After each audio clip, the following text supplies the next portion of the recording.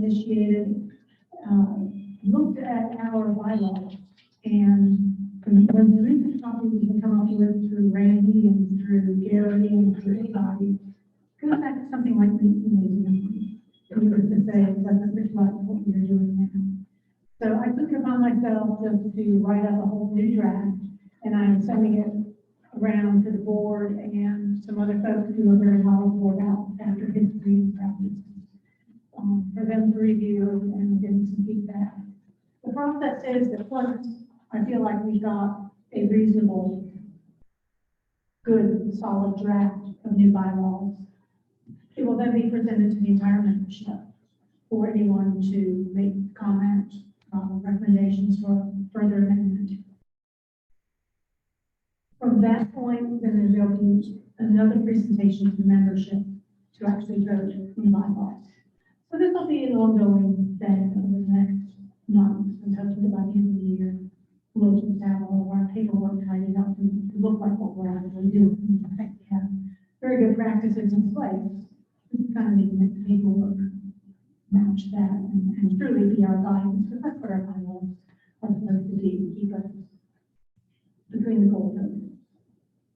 Okay? Yes. Okay.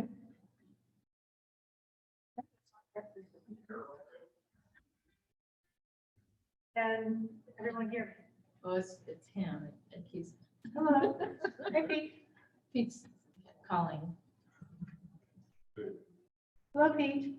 Can you hear me? Is that a yes or a no? Okay. Charles, can you hear me in the back? Jeff said he could. We're learning here. We're learning, folks. All right.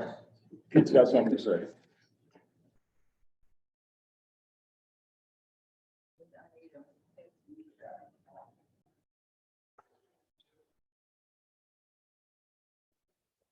Can I just unmute? Okay, unmuted. There you go. Pete, say hi. Hi. Okay, the owl works very well. The combination of the mic in the room and the owl doesn't work.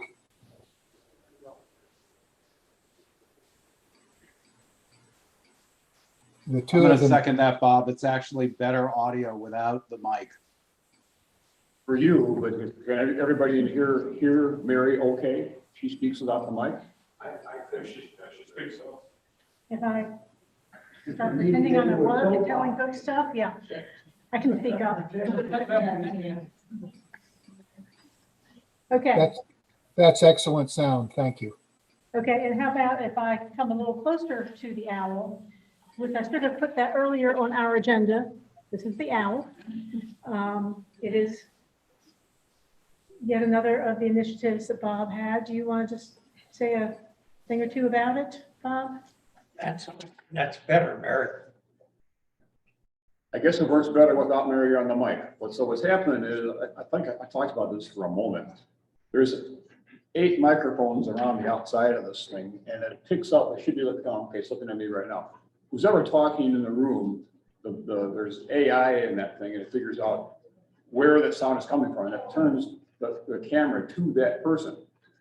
So if Chris has a few words, recite the alphabet for us, Chris. Yeah, all right. There you go. How about Warren? Warren, say it, you guys. Okay, testing 1, 2, 3. There's Warren. Okay. George, stand up and wave your arms and scream for your mask. No, don't do that. So Dan can do it though. Oh. Speak up. It doesn't, I don't think it picks up as far back. Yeah, maybe not. It's designed for an 18 by 18 room. I thought it just might work here. Dan, But- want You can still hear him though. Yes, we could still understand Dan. Okay. So maybe the camera couldn't see Dan through Randy. Maybe that's what's going on. I just couldn't- How about if I stand up? There you go. There he is. Okay. So this is working great. Yeah. So now see It that? needs to be fine. Just the fact that I had the black shirt back there. So Yeah, I couldn't see through Randy. now we can interact with people remotely. So if we would have, if Pete was doing the program, he could give the program and I could share his slides up. And so anybody from across the country could join us any Sunday morning and give us a presentation. And all this can go to YouTube. So after the fact, if you missed something, you can watch it again. And I may never have to take minutes again. Now, but, so that's what this thing does. And now with the microphone off, Mary can speak and I can go to a thing on here, right here, called Presenter Enhance. And now if he's walking around the room giving the presentation and speaking to us, it should follow her around. So go ahead, Mary, I'll stop talking and you can say whatever you need to say. Well, okay, there you go. So it's keyed in by voice Yeah, more and than you can motion. walk around over there if you want to, and it should follow you around the room as you're speaking. As I'm speaking. Hello. There you go. Maybe I can move faster than anything. That's not. Okay. Okay, on with the show. Once again, we thank you, Bob, for all that you're doing for the. Don't take minutes any longer. Will you be doing seconds?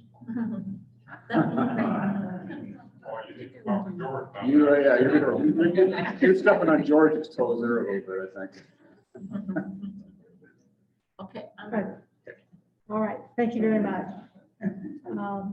The only other item of really new business that I have today is Donna. Donna's last name is Alan Kevich. Callan Kevich. I can't ever say it. Donna Kay. Given that she travels from Birmingham, and she did tell me she was planning to be here. I have a birthday cake for her, and if somebody has a card, I don't know where the card is. Okay. So after our program, hang around for a little bit, and we'll get your sugar toxicity levels up. A little bit Hey, can further. somebody sign that card for me? Okay, and Charles is indicating he is ready with treasurer and the 50/50. Morning, it's a wonderful day. We started with $14,468.78 in our checking account, and we had the income of $552. That was from donation and dues from February's meeting. And during the last 2 months, we've had expenses of $927. That was the Mart ad, the little ad they put in the book to tell everybody it's gonna be at Dalton. We had a meetup subscription of $98.94, and I don't know what the MISM program was, I forgot what that was. We just got $5 more. I don't know, but it was good. You give them, okay.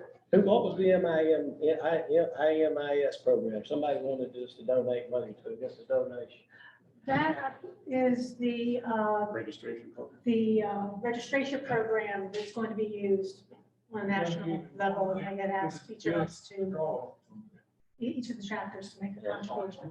And we had refreshments of $147.51, which is pretty cheap for a Christmas dinner for all the people we had, I would assume. It seems like a reasonable price to me. Anyway, we end up with a balance of $13,647.33.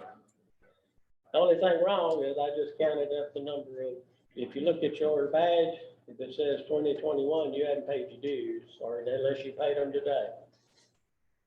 And I just counted them up, the ones that's left over there, there's almost 50 people who hadn't paid that did pay last year, so that's a significant amount of people.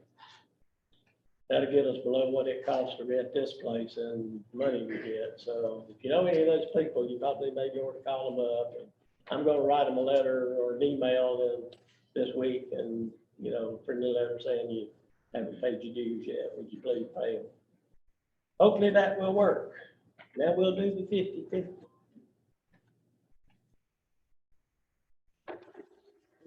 Here.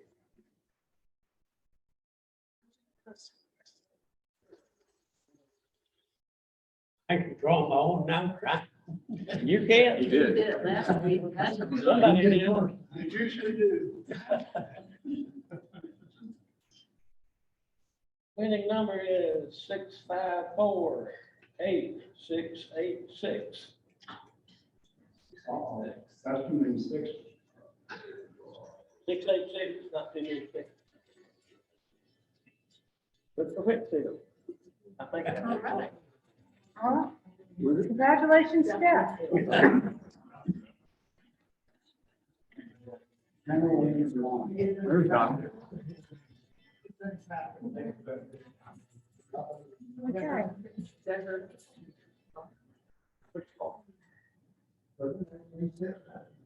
Oh, thank you. Welcome, Donna. Donna is minus her glasses. Donna has new eyeballs, by the way. All right, very good. That is all the business I have for us to conduct today. Does anyone else have any matters we need to bring forward for discussion or just information purposes? No? Okay. All right, well, our Vice President, Jeff Whitfield, is going to help us with our program. Jeff? He's Slide one. So this is Silas Hoadley. Very severe picture of him. And he was from Connecticut, and he was a 19th century clockmaker. And he was known for tall case clocks as well as shelf clocks. Next slide. I thought I would introduce him with newspaper accounts. We have plenty of horological accounts, book accounts, but I pulled some newspaper clippings just to get some people's opinions, just who were not clockmakers, who were not collectors. And I put the more, I guess, salient information off on the right instead of the long article on the left. And essentially, this woman has, or gentleman has grandfather clocks and has a prized clock. However, it does not beat the old Silas Hoadley 1818 tall clock in the opposite corner, modest and retiring in its plain case and white pine. And then I go here, Silas Hoadley's clocks, while not as ornamental as his contemporaries, were always tastefully made and proportioned.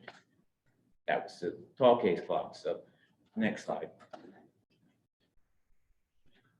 This is from Long Beach, California in 1953, about 20 years later in a different state. And this individual has a tall shelf clock, which is what I'm going to talk about for the most part. And if you see on the right-hand side, she describes it, Miss Reese, and said it still keeps perfect time.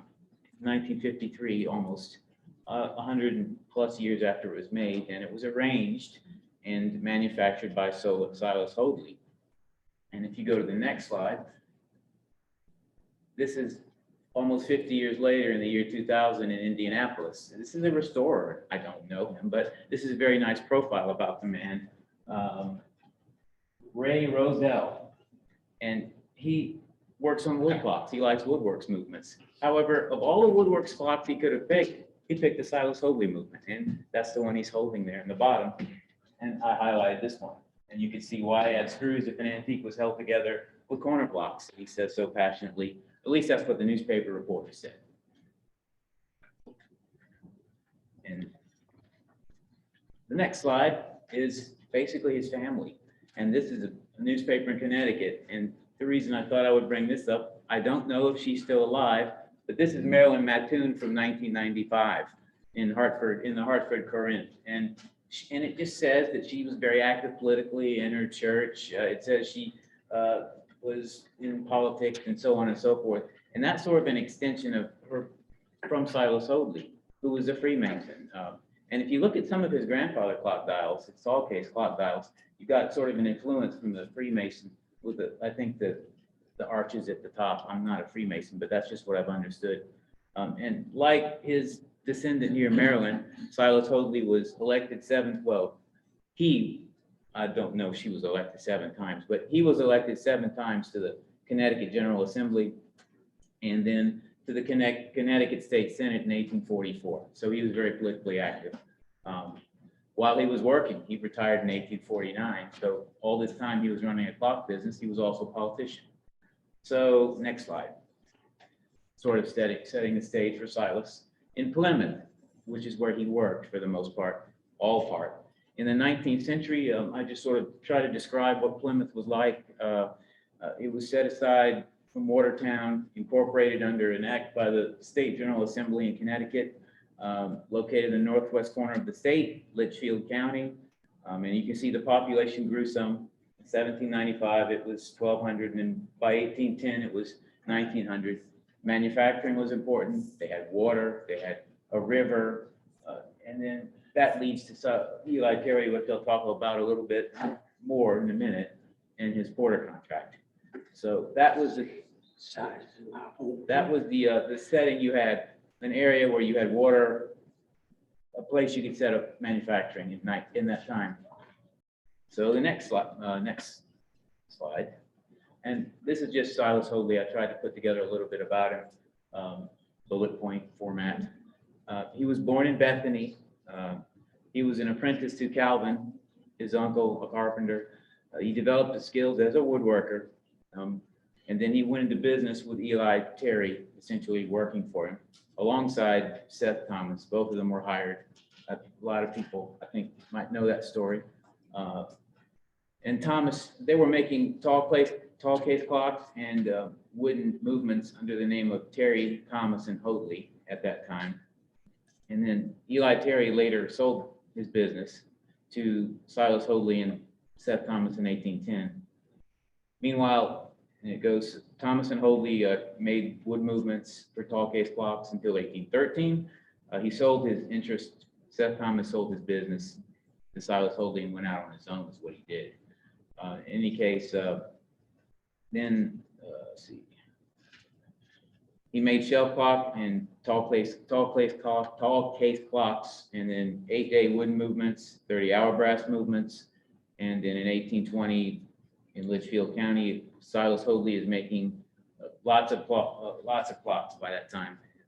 Most of these are tall case clocks, 1,500, and then a bullet point about how he was working in the State General Assembly and politically. Next slide. Wood clocks were popular. They were cheaper and easier to make in 1820 to 1840, which was the Connecticut clock industry's major product. And just a few points of interest of why they're cheaper. A little bit earlier in 1791, I've got two examples. A clockmaker, James Harrison, who was in Waterbury, Connecticut, which was near, but not in Plymouth. It was a different city. You had Plymouth, you had Waterbury, and you had Bristol, Connecticut. This gentleman was in Waterbury, and you can see that he sold for over 3 pounds to a Major Morris in 1791. And then Daniel Burnap, who was the man who Eli Terry learned from, was selling brass clocks for 10 pounds, 5 pounds for a case.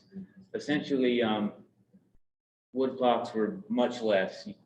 Brass clocks were $15 to more than $33.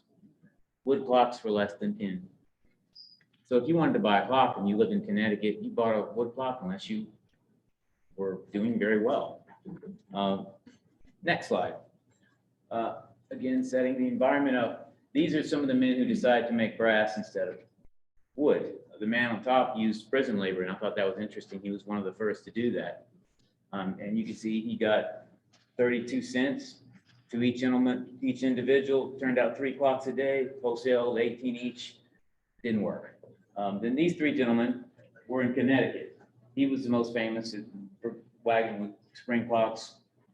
Silas Terry was the son of Eli, one of 3, and he was making clocks. And Heman Clark was Eli Terry's son or apprentice.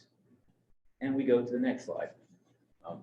And this is Eli Terry, probably the backbone of everything that Silas Hoadley learned from, as well as Seth Thomas. He was born in East Windsor, Connecticut, and training under Eli Burnap, Daniel Burnap, the gentleman from just a minute ago. He moved because he didn't want to compete with his mentor, Daniel Burnap, to basically an area that became Plymouth. And he produced tall clocks, brass, and in wood, but he chose wood. And you can see that they were much less expensive, 4 pounds for wood and twice, 3 times as much for brass movements. Next slide. This is more or less some points about Eli Terry. Because he was so important to Silas Hoadley and Seth Thomas, I wrote a little bit of a chronology. And here's Heman Clark. He learned brass and wood. I mentioned him earlier. And then Terry's producing lots of wood tall clock movements. At that time, they used paper and glued it. And later they went to painting the dials. But the salient point is that this happened. He produced a grist mill, a wheat mill, and that's where he made his famous Porter contract in 1807 to 1809, fulfilled that contract in any case. It was called the Ireland Factory. And the Ireland Factory, if we switch to the next slide, is where this happened. The Porter contract was 2 gentlemen, 2 brothers, and they wanted Eli Terry to make thousands of clocks, 4,000 clocks. And so he needed a place to do that, and Eli Terry did it in the Ireland Factory. And you can see he supplied the dial, the hand, the weights, the pendulum. And it's interesting, in the first year, he set up equipment. In the second year, he made 1,000 clocks. Eli Terry did. In the third year, he made 3,000 clocks. He hired Seth Thomas and Silas Hoadley to do this work with him. And they were both joiners, which means, I think, to the next slide, essentially they're carpenters who were very good. They're men with the ability to stain and varnish and do finer work than just a routine carpenter. And so with this set of skills, and this was supposed to be carpenters, but on the right, that is really just a couple of men who were actually joiners, or men who were good at finer work than just a routine carpenter. And so then the next slide. Thomas and Hoadley acquired Eli Terry's factory in 1810. After the Porter contract is finished, they decide to buy Eli Terry's factory.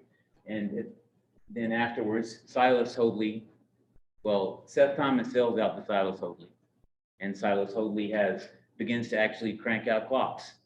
So now, after all this background, we're getting Silas Hoadley. I mean, you can see he's producing 30-hour and 8-day tall clocks until after 1820, and he becomes involved in shelf clock production. And then he retires in 1849, and while he was politically active at the same time, kind of as what I alluded to earlier, and he was very wealthy when he retired, and he died 20 years later, so in 1870, farming. So the next slide. Well, Silas Hoadley couldn't have a shelf clock unless Eli Terry had a shelf clock first. So Eli Terry realized the benefits of developing a shelf clock. He developed the shelf clock.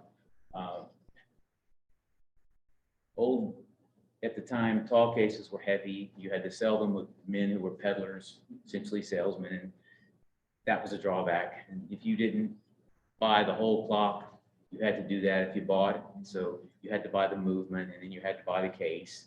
Well, Eli Terry wanted to eliminate doing that, so he came up with the idea of a shelf clock, which is smaller. As you might imagine, it's like a mantle clock, and you put it, and you can transport it easily.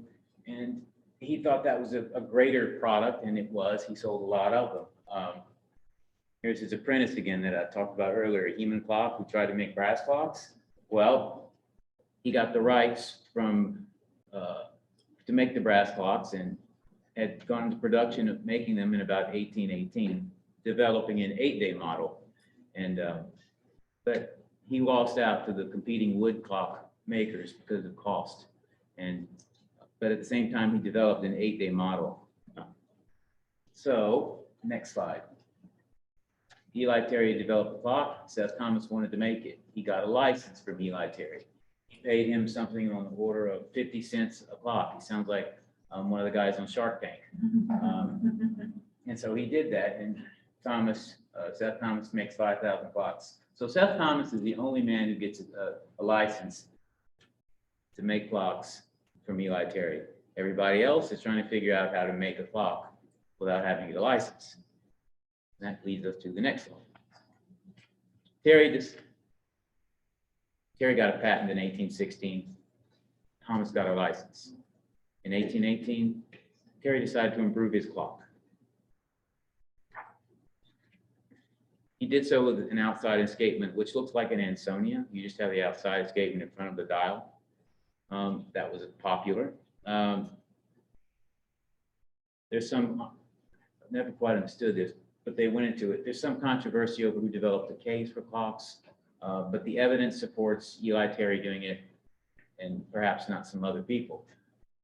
Another variation Eli Terry made, put the escapement between the plates instead of making out the escapement in front like an Ansonia. He made that less and wasn't as popular, made it till 1822. Next improvement is the most important one, 5-wheel model. 5 wheels on the time train side, 5 wheels on the strike train side. Next slide. And that's what this is. This is essentially the movement that Hoadley is going to flip upside down. He didn't get a license, but even though he wasn't a clockmaker, he was smart enough to figure out, if I take this and flip it over, I can do the same thing. However, this had to be invented first. And it's like a lot of our clocks. We have our great wheels at the bottom. On the time side, we have the escape. Strike side, we have this pinion and the fly at the top. And the wheels that get to it, pinwheel. And there's some mathematical ratios at the bottom that lead to beats per hour, which perhaps are for another program. So the patent for this model was granted in 1826. Next slide. This is the second patent. In addition to the first one, which was from 1816, this is the escape. Could you hold the clock there up? That's it. That's essentially the movement he patented. You can see how big it is, and if you hold it to the side, you can get an idea of the thickness. Plates up, I've been told, George helped me with this. The plates are made from oak. The arbors, I believe, are made from apple, and the wheels are made from cherry. And they're hardwood, so they last longer than, pine or mahogany. All right, so the next slide is Seth Thomas versus Eli Terry. And this is significant because these two men reach an agreement. So you still got this patent in the background, and Silas Hoadley can still invent a clock, but he's not going to use Eli Terry's model because he doesn't think he can. This comes about in 1822. Seth Thomas gets the rights to make Terry's design, but he declines to add the improvements, but he makes clocks anyway with Terry's design. He makes a lot of them, 12,000, according to Eli Terry. Eli Terry gets very angry and sues him. So this starts in 1827, settles in 1829. They reach an agreement. Next slide. Well, Silas Hoadley is in the middle, in an environment that consists of two men that he was around. They're in a lawsuit, in an environment where people are making wood clocks. He makes tall clocks. He makes a lot of money doing it. And he figures he can get into the shelf clock business too. Ken Roberts, individual who wrote about shelf clocks, called Silas a very rugged individual. And you've already clicked ahead to the next slide. By accident. So Silas Hoadley was an established tall case clockmaker. Plymouth's most prolific, one of the Plymouth's most prolific wood tall clockmakers. He made them for a long time. He didn't quit till much later. We don't know when he quit. I think it was around 1830. While he was making clocks, this is just a testament to how good he was. Being that he was a joiner and he had carpentry skills, he did things in that vein. He introduced the ivory, which I think is bone bushings to the movements. I'll get to that in a minute. He invented a wood day, an 8-day clock for your grandfather clock movements. One thing that I didn't put on there is in his tall case clocks, he has essentially a piece of wood he puts at the bottom between the two plates to keep them from curving inward in case the seat board that he bought, that he mounted the movement on, warped. He had essentially a spacer at the bottom of the movement so the plates wouldn't come together. in any case, he designs his own 8-day clock. And another innovation, and this is just tall case clocks, not shelf clocks. He takes the time trains and swaps them from one side to the other. The great wheels were recessed at first because they were big on the tall case clocks, and then they were brought up as they were put inside 2 plates. Okay, so he's doing very well with tall case clocks. Next slide. Now he wants to come about and invent an upside down clock, which he calls a Franklin clock for marketing purposes. He adopts this arrangement in 1825, and small until after 1830 production was. He was still making tall case clocks, but then he quit making grandfather tall case clocks. Again, he was trying to find a way to get around patent, so he was like a lot of other people, and then he comes up with the upside down arrangement. And here's some attributes of it. You've got the gears that run opposite to what Silas Eli Terry did in his 5-wheel patent. The winding drums are in the bell, are at the top of the movement, with the escapement at the bottom of the movement. The escape wheel and the anchor are at the bottom. The winding arbors are therefore above the center arbor. The strike hammer is at the top. These came cased in, the cases were pillar and scroll. The pillars and then scroll tops. Later they were different. They had splats that were half column, and then a splat that was stenciled.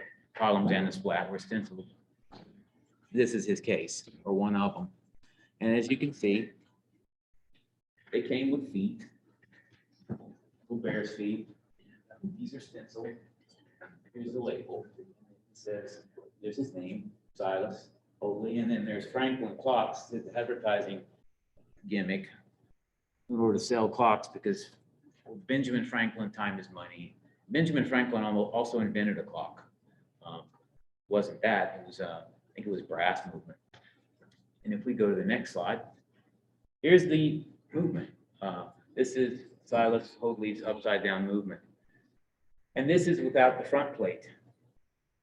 Put that down and it could pick up that.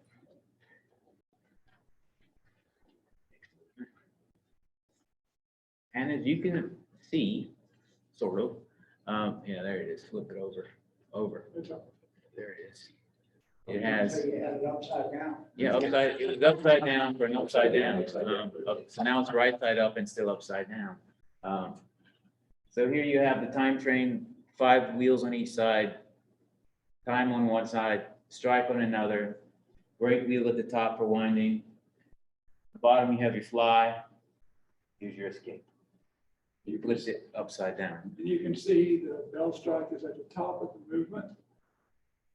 Winding arbors are above the cannon movement of the hands. Here. This is pretty much what it's situated. The upside down movement, most barbers this. The winding arbors were below the cannon arbor, and typically the bell was struck on the top. Also, the Eli, he uses a post here with the escape, the pallet through it, which is kind of an older design, I think. We go to the next slide. Franklin clocks, that's what Silas Hoadley called his clocks. He didn't want them to be called upside down clocks. He wanted to sell clocks. So he used Benjamin Franklin's likeness, put the man's face in the middle of his paper dial on the case. And it was an advertising scheme.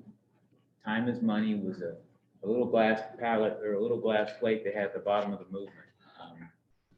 We hold up the door. So he did a lot of clocks with a painted glass tablet in the middle. That one's mostly there, but falling apart.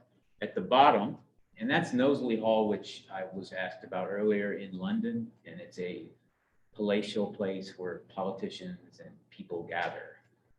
At the bottom, you have a glass tablet where if he had put time is money, it would have gone in there. On the bottom, on the right and left of that center hole. And the center hole where you see through in the glass is where the pendulum, swung. And the top, of course, is where you would have had your clock dial. The keyhole is where you see the key go in, but around it would have originally been bone or ivory. I don't have that here. It got replaced by a piece of metal, but the screws, I think, would have maybe not been original, but they are there for that purpose, holding that piece of metal in. And if you turn it around, you can see that's where it was painted, and that's how the panels are held in with a piece of wood, I think, up in the top and the bottom, and it's peeling. So maybe I'll try to get that fixed. I guess you could hold up the painted the dial. Kind of late now, but could you walk over here and continue to speak? And that way, the people who are looking through the owl can see what we're talking about too. Sorry, guys. Should have clarified that early. This is the painted dial. Silas Hoadley used painted dials. I understand that the corner work is gesso, Italian term. He used Arabic numerals. Again, it's painted. His dials are usually very bright. His grandfather, his tall case clocks, same way, are also very bright, except he has his name on them. Silas Hoadley, from some of the pictures I've seen. And if you turn the dial around, you see the two vertical bars that you would slide in and hold that into the two vertical pieces in the case. So we just slide it like a lot of our case. And then those on the end of the table are the weights. And it came, this particular model came with one strike, and then an alarm. So the alarm is the really small one. And on this dial, which is the upside down dial, so your winding arbors at 10 and 2, this is your alarm. Let's see. Here, back.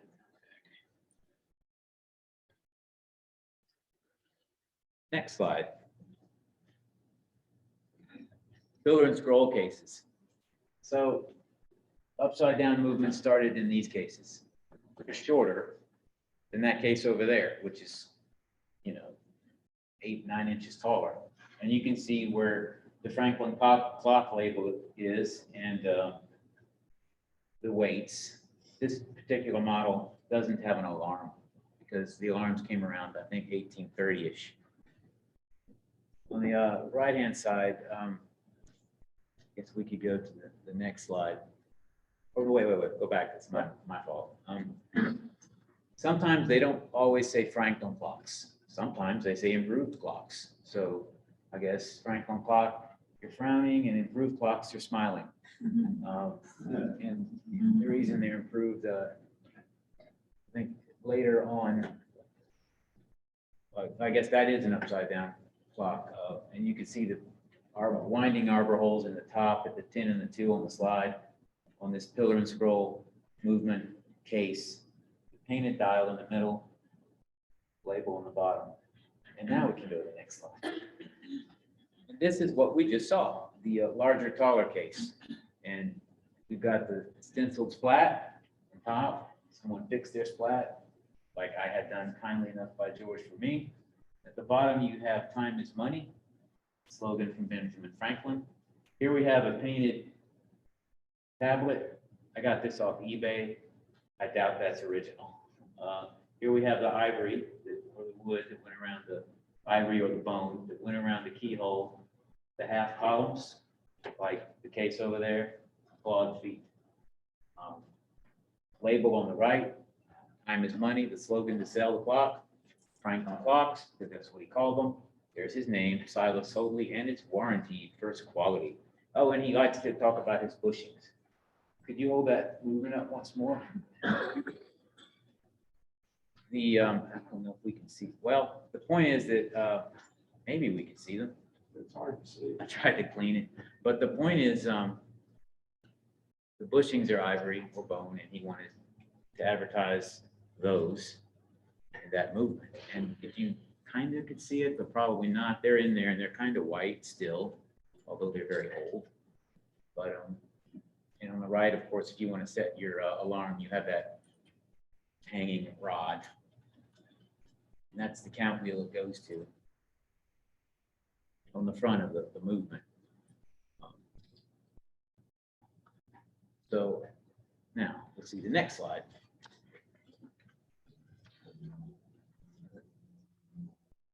Oh yeah, essentially, Silas Hoadley began using the Eli Terry movement, which is a 5-wheel movement. I found. He found after they settled their lawsuit, Thomas and Terry. There's some speculation whether Thomas or Terry made an agreement with Hoadley, or maybe Silas Hoadley just went out and did it anyway because he figured that the patents didn't matter because the matter was settled. And there was some advantages of using this. It was an easier movement to clean, easier to set. Also, interesting thing, I don't know if I have a picture, but on some of these later clocks, they misspelled Silas Hoadley's last name. Left out an E, it was just Hoadly. But he was still making this Franklin movement. He made them at the same time. And then in 1830, he's making them, brings in the alarm, which was on the bottom of that movement there, the 8-day move, the upside down movement. And then in 1840, as you see, he decreases his production of clocks and begins bringing in some brass movement clocks. On eBay right now, there's a Silas Hoadley brass movement clock. Saw that yesterday.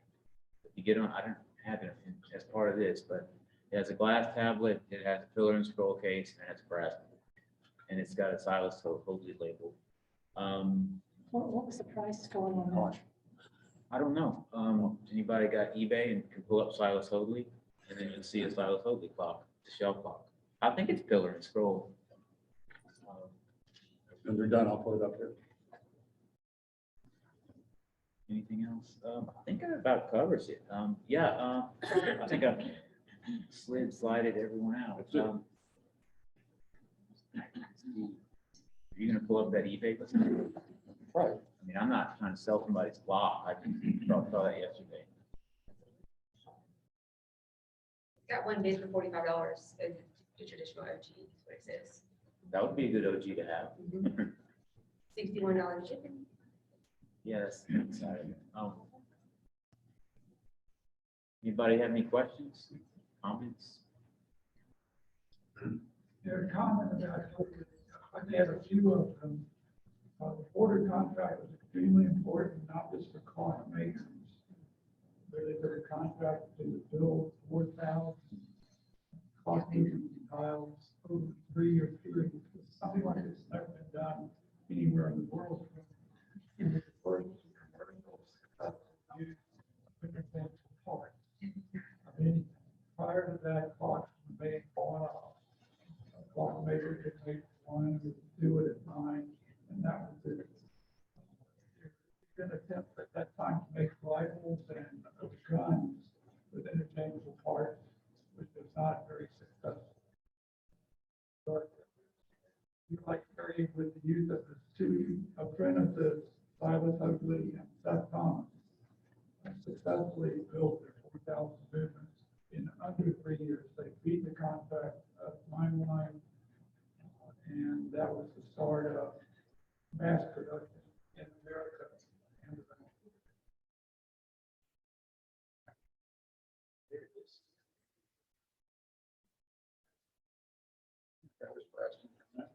Dial's a little rough, but Yes, yeah. let's see, click here. Brass. What's it say? Plymouth, Connecticut, Silas Hoadley. Brass box.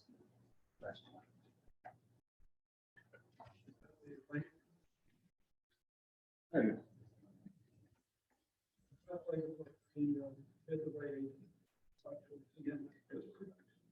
The earlier clocks had they had forward hands. I think. Forward hands. They weren't stamped steel. I didn't go into The older computer or something. from the tall cases, they have about 40 times.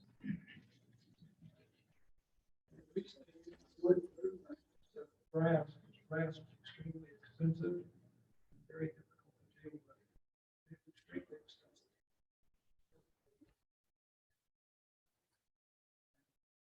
And it was cheap, and you have to work with special tools. The grass was very expensive, obviously.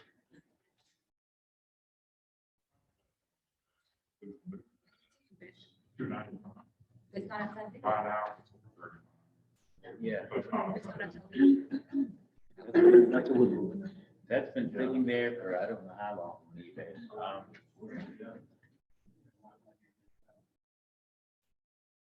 Go to, is that a Terry? Oh, this is probably Terry's school. Yeah. Yeah, you can see the bone in there, can't you? In that pivot. Is that what that is? So he would have used it a little bit longer. Are those toothpicks? It looks like it. I had that in mind when I pulled it up. Yeah, that was my thought. That's nice. Anyway. good enough.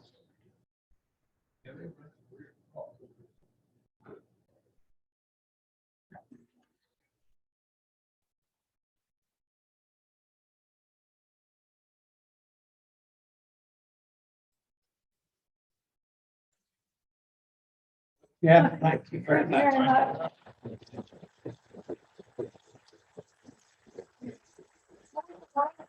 These presentations, and certainly thank Jeff for this, very informative. So, hi Pete, can you unmute yourself or can we hear Pete if he unmutes? Unmuted. I'm glad you could join us.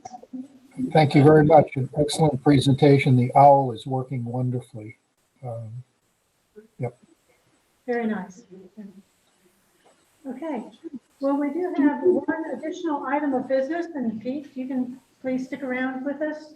And I'm going to let Jay introduce this next item of business.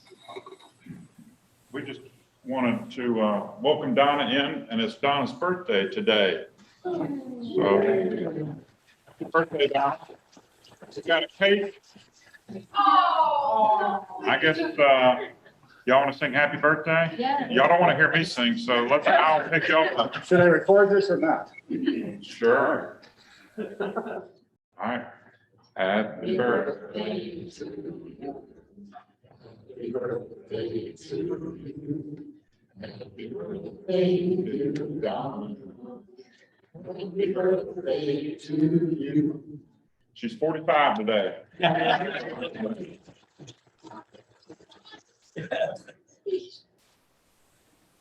So if you all haven't had enough of a sugar fix, we will be cutting the cake shortly. I think, any other items of business, information? The registration forms. That's for the regional.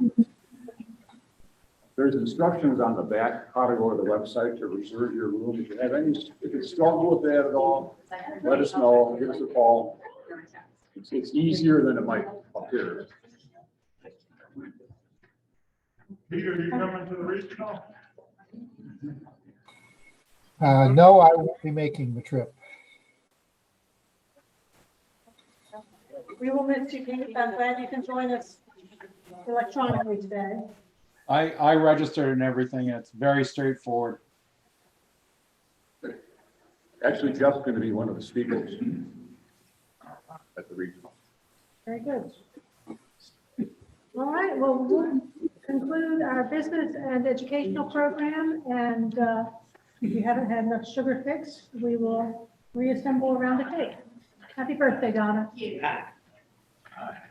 Thank you all. Thank you. Thank you.